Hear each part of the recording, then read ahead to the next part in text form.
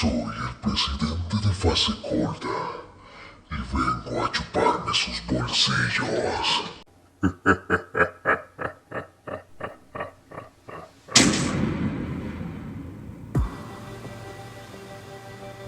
El contenido de hoy tiene un carácter atemporal. El objetivo de este pequeño contenido es tener unas nociones precisas de cómo entender y tramitar un proyecto de ley. Y claro, esto lo estoy diciendo teniendo presente todas las temáticas que a día de hoy nos están estresando a todos los colombianos. Así que sin nada más que agregar, vamos a proceder. Pero, ¿quiénes son los encargados de presentar estos proyectos de ley? Los miembros del Congreso, el gobierno a través del ministro del ramo, la Corte Constitucional, la Corte Suprema de Justicia, el Consejo Nacional Electoral, el Consejo de Estado, el Consejo Superior de la Judicatura, el Procurador General de la Nación, el Contralor General de la República, el 30% de los diputados y concejales electos del país y los ciudadanos en un número equivalente al 5% del censo electoral vigente. Advertencia: si llegan a escuchar un ruido extraño, no hay de qué preocuparse. Yo ya estoy acostumbrado. Llevo un año viviendo aquí. Las personas que vayan a sustentar o a tramitar este proyecto de ley tienen el deber intrínseco de estudiar las temáticas con el fin de identificar las diferentes problemáticas y asimismo las soluciones para poder defender ese proyecto. Una vez que se ha estudiado el tema y desde luego se han sustentado las problemáticas y las posibles soluciones, se debe contar con unos expertos para poder proceder a la redacción de dicho proyecto y desde luego agregar los diferentes insumos disponibles para precisarlos en ese proyecto de ley. Una vez que se ha terminado la redacción del proyecto de ley, hay que tener en cuenta unos criterios de formalidad importantes que son impresos como unos requisitos. El primero de ellos es el título, el segundo un nombre que los identifique, el tercero un articulado. Desde luego también viene una exposición de motivos en razón a la importancia que se requiere para sustentar dicho proyecto de ley. Para la sustentación de las diferentes problemáticas en caso de que se desee crear este proyecto de ley, hay que tener en cuenta que yo he dejado varios de los factores en los anteriores videos que están directamente vinculados y ejercen un nivel de influencia bastante grande a la hora de hacer inviable el sistema SOAT y por consecuencia también que no nos sea viables a nosotros como conductores ese nivel de tarifas tan elevado. Y mucho ojo porque el ministro de Transporte acaba de mencionar que para mediados de este mes de noviembre debe existir un manual tarifario que depende de las designaciones del Ministerio de Salud y el ADRES. Por otro lado, ya se está hablando de que el rumor apunta a que la reducción, en teoría, para las motos aplique desde 187.150 pesos a 586.430 pesos. Y en carros apunta a que esta reducción de valores sea de entre 344.660 pesos a 981.230 pesos. Para finalizar, antes de proceder a algunas sintetizaciones y explicaciones de esta temática, es bueno recordar que, pese a que algunas personas puedan sentirse de acuerdo con esta reducción de tarifas en teoría, lo que sí me deja pensativo es lo siguiente. En primera medida, desde mi punto de vista, pienso que no todos los conductores, aunque se esté hablando de este tipo de reducción, van a estar registrados dentro del sistema. Porque para ser sensatos, aunque se hable de este tipo de reducción, me parece que sigue siendo elevada.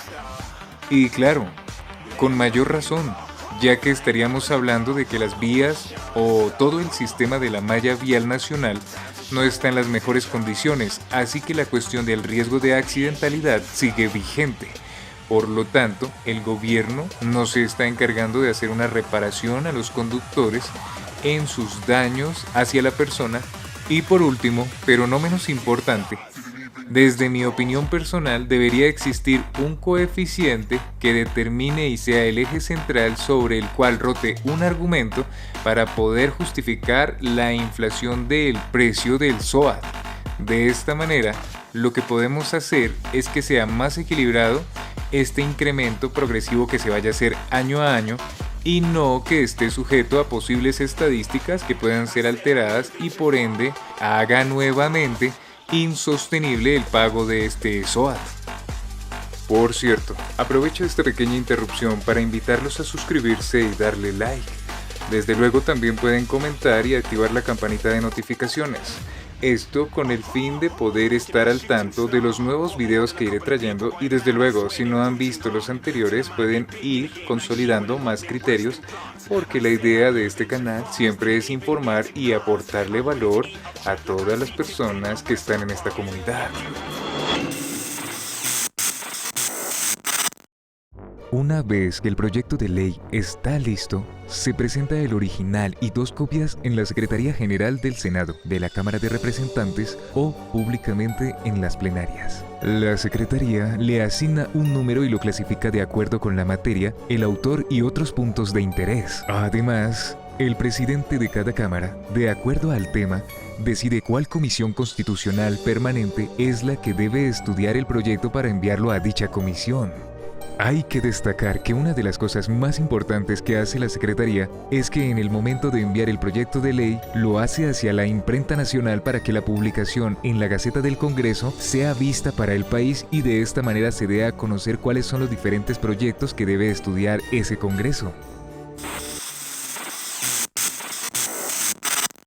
Cuando la comisión recibe el proyecto de ley, el presidente de la misma le asigna uno o varios ponentes. Los ponentes son los congresistas encargados de estudiar el proyecto de ley y presentar un informe. A este informe se le denomina ponencia y tendrán que relatar los elementos sobre la convicción o no del proyecto, los beneficios que puede traer, las reformas que pueden hacérsele para mejorarlo o también el ponente puede manifestar que el proyecto no debería aprobarse porque considera que no sería bueno para el país. Cuando el informe de ponencia está listo, se envía a publicar en la Gaceta del Congreso. Después, la comisión se reúne para conocerlo y debatir sus inquietudes. Los informes de ponencia pueden recomendar debatir el proyecto y en este caso comienza a discutirse. Si, por el contrario, la ponencia propone archivar el proyecto, la comisión discute esta propuesta y si la acepta, el proyecto se archiva. Cabe destacar que si algún miembro de la comisión lo solicita, la discusión del proyecto puede hacerse artículo por artículo y a su vez considerar los cambios que se propongan. En este sentido, los congresistas pueden proponer enmiendas, modificaciones, adiciones o supresiones a la totalidad del proyecto o a artículos específicos. Una vez que está lista la ponencia para segundo debate, se envía a publicar para su posterior discusión en la plenaria de la respectiva Cámara, sea Senado o Cámara de Representantes. El coordinador ponente explica ante la plenaria el proyecto y la ponencia. Posteriormente pueden tomar la palabra los congresistas y los ministros para opinar. Esto es muy parecido a lo realizado en la comisión. Durante esta etapa, el proyecto puede ser modificado. Sin embargo, si los cambios hacen que el proyecto sea muy diferente al primero, la plenaria puede decidir si lo envía nuevamente a la comisión. Si el proyecto de ley es aprobado en la plenaria de la corporación en donde se inició el trámite, el presidente de la misma lo remitirá al presidente de la otra cámara con los antecedentes y todos los documentos necesarios. En la nueva cámara, el proyecto de ley con los antecedentes comienza el proceso de la misma forma que en la cámara anterior. De esta manera, el proyecto de ley primero se envía a la misma comisión designada en la otra corporación según el tema y posteriormente a la plenaria. Una vez que cada cámara ha aprobado en 2 debates el proyecto de ley, este se envía a la Presidencia de la República para su sanción. La sanción en este caso quiere decir ratificación, ya que la rama ejecutiva también lo estudia, y si está de acuerdo, lo sanciona y lo promulga para que el país entero conozca la nueva ley y la cumpla.